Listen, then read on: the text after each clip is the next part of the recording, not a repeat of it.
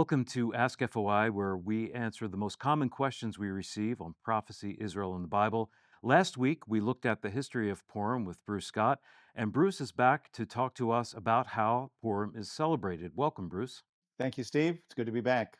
So, last week, you mentioned that Purim is the happiest holiday. What makes it so happy?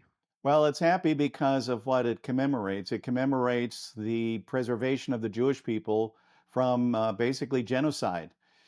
It's not really a major holiday in the Jewish calendar. It's considered a minor festival. It's celebrated on the 14th day of the month Adar, and in Jerusalem, it's celebrated on the 15th day as well. So you get an extra day. Sometimes in the Jewish calendar, there's a leap year, so they celebrate it then in the extra month that is added to their calendar, which is a second Adar, Adar 2. So they would celebrate Purim during that month. But it's a happy time because, again, of what it celebrates, as found in the book of Esther. And that's one of the things that they do. In fact, that's the major thing that they do is they read through the book of Esther, which is called the Megillah or the scroll of Esther. Maybe some have heard the expression the whole Megillah. So that's where that comes from. They read the whole Megillah, the whole scroll of Esther.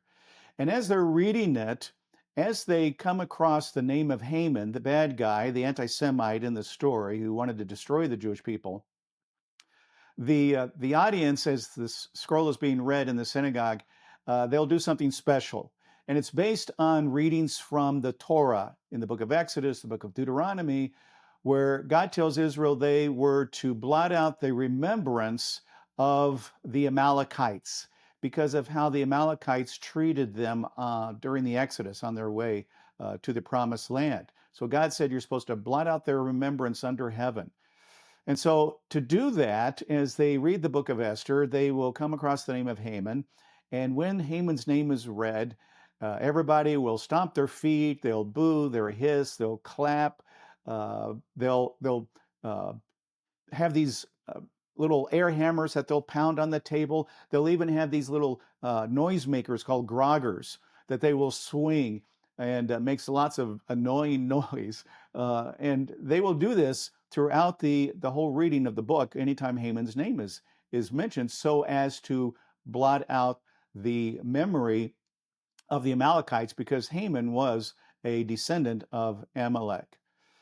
So that's one thing that they do, but they also give gifts to the poor. They'll have plays. They'll have parodies. It's a fun time. Lots of humor, parades, and they also have special foods. One is a three-cornered pastry called a Hamantaschen, and I have a plastic one here. I wouldn't eat this one, but this is sort of what it looks like. It's a three-cornered pastry that's really based on what they call Haman's hat. They think maybe he wore a three-cornered hat. Sometimes they're called Haman's ears. I'm not sure why they do that, but the pastry is filled with jellies, poppy seeds, fruit, things like that. Very delicious. And so it's a happy time and celebrating the preservation of the Jewish people. It is a holiday filled with joy. It is a joyful time, and if you get to be part of the celebration and you hear all the noise when Haman's name is mentioned, it's really a special time. Now, my question for you, Bruce, have you experienced this celebration in Israel? Yes, I have. I've been to Israel many times during the festival of Purim. It is so much fun. It is great. Jewish people, they'll dress up in costumes, and some will be like Mordecai, some will dress up like Queen Esther, but they'll go beyond the biblical story. They'll dress up as superheroes or famous people or whatever. It really doesn't make any difference. It's not really like Halloween, where it's a lot of scary or violent type of imagery. It's a fun type of dressing up in costumes, and people will dance in the street even for celebrating Purim.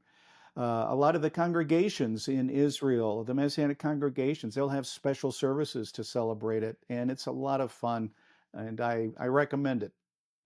Well, I recommend to our viewers that the next time you read the book of Esther, keep these things in mind, both the episode today and the one on the history of Purim. Thank you so much, Bruce. Thank you, Steve.